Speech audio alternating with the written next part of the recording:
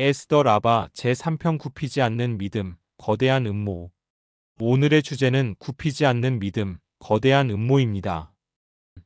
안녕하세요. 고대의 지혜가 살아 숨쉬는 광야의 식탁에 오신 여러분을 환영합니다. 샬롬. 오늘 우리는 에스더 라바 3편으로 여정을 이어가며 에스더 이야기의 가장 큰 위기가 시작되는 순간을 묵상하고자 합니다.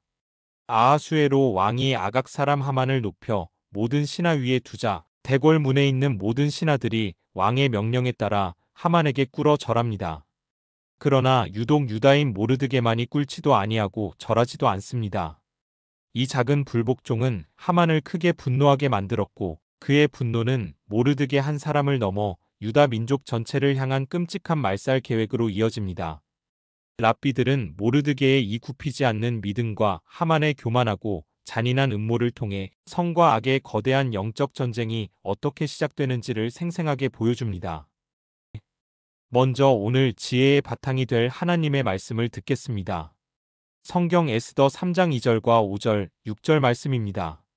대궐 문에 있는 왕의 모든 신하들이 다 왕의 명령대로 하만에게 꿇어 절하되 모르드게는 꿇지도 아니하고 절하지도 아니하니 하만이 모르드게가 무릎을 꿇지도 아니하고 절하지도 아니함을 보고 매우 노하더니 그들이 모르드게의 민족을 하만에게 알림으로 하만이 모르드게만 죽이는 것이 부족하다고 생각하고 아하수에로의 온 나라에 있는 유다인 곧 모르드게의 민족을 다 멸하고자 하더라. 아멘. 하나님의 말씀입니다. 아하수에로 왕은 아각 사람 하만의 지위를 높여 모든 대신 위에 둡니다. 랍비들은 이 아각 사람이라는 표현에 주목합니다. 아각은 과거 사울 왕 시대에 하나님께서 진멸하라고 명령하셨으나 사울이 살려주었던 아말렉의 왕 이름입니다. 랍비들은 하만이 바로 그 아말렉의 후손이라고 가르칩니다. 아말렉은 이스라엘이 이집트에서 나온 직후 그들을 공격했던 민족으로 성경 전체에서 이스라엘의 가장 끈질긴 원수로 상징됩니다. 하만의 등장은 이 오래된 영적 싸움이 다시 시작되었음을 암시합니다. 왕의 모든 신하들이 하만에게 꿇어 절했지만 모르드게는 절하지 않았습니다. 왜일까요? 미드라시는 하만이 자신의 옷에 작은 우상의 형상을 달고 다녔다고 전합니다. 랍비 이삭은 이렇게 설명했습니다. 하만에게 절하는 것은 곧 그가 섬기는 우상에게 절하는 것과 같았다. 모르드게는 하나님 외에 그 어떤 것에도 무릎 꿇을 수 없다는 신앙의 원칙을 지킨 것이다.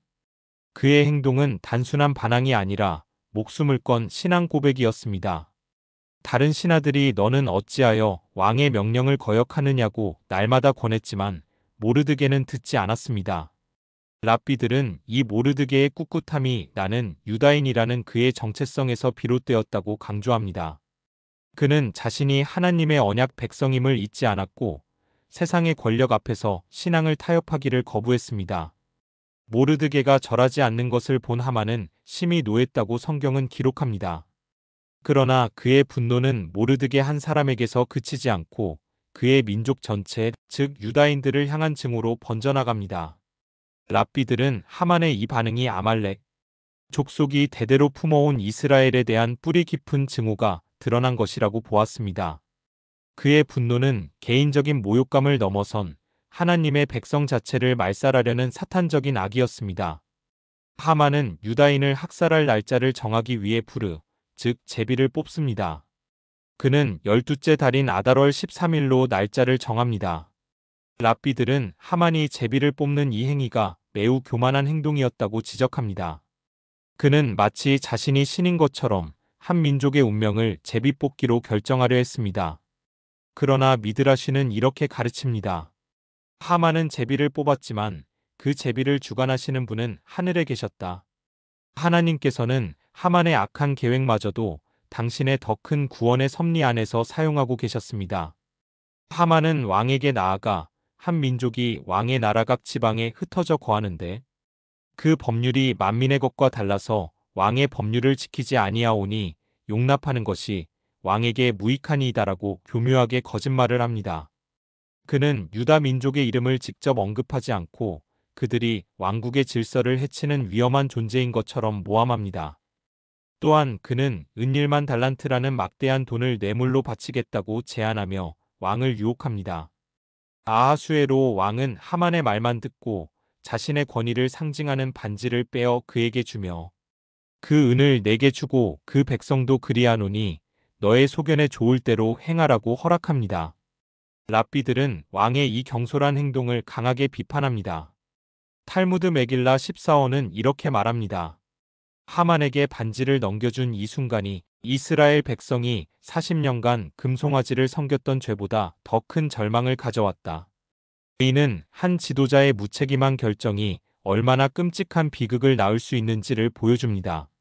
왕의 반지를 받은 하만은 즉시 아달월 13일 하루 동안에 모든 유다인을 남녀노소 막론하고 죽이고 도륙하고 진멸하고 그 재산을 탈취하라는 끔찍한 조서를 써서 제국 전역에 보냅니다. 이 고대의 지혜는 오늘날 우리에게 어떤 가르침을 줄까요? 첫째, 모르드게의 모습은 우리에게 불의한 세상의 권력 앞에서 신앙의 정체성을 지키는 것이 얼마나 중요한지를 가르쳐 줍니다.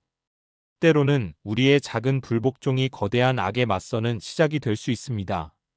둘째, 하만의 이야기는 우리 안에 있는 작은 분노와 증오가 얼마나 끔찍한 파괴력으로 번져나갈 수 있는지를 경고합니다. 이제 이 깊은 깨달음을 마음에 품고 함께 기도하는 시간을 갖겠습니다. 의로우신 하나님, 오늘 말씀을 통해 불의한 세상 속에서 믿음을 지키는 모르드게의 용기와 교만과 증오로 가득 찬 하만의 악함을 봅니다.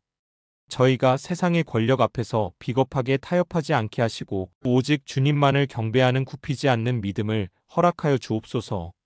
저희 마음속에 있는 미움과 분노의 씨앗을 제거하여 주시고 한 사람을 향한 미움이 공동체 전체를 파괴하는 끔찍한 죄로 이어지지 않도록 저희를 지켜주소서. 모든 악한 계획 속에서도 신실하게 일하시는 주님의 섭리를 신뢰하며 예수 그리스도의 이름으로 기도드립니다. 아멘. 사랑하는 여러분, 이번 한 주간 여러분의 삶의 자리에서 모르드게와 같이 신앙의 정체성을 굳건히 지켜내시기를 축복합니다. 또한 하만과 같은 증오가 아닌 사랑과 용서로 이웃을 대하는 복된 삶이 되시기를 간절히 소원합니다. 다음 시간에는 이 끔찍한 소식을 들은 모르드게와 에스더의 반응, 그리고 금식 기도를 다루는 에스더 라바 사편으로 여정을 이어가겠습니다. 광야의 식탁 오늘 순서는 여기서 모두 마치겠습니다. 샬롬.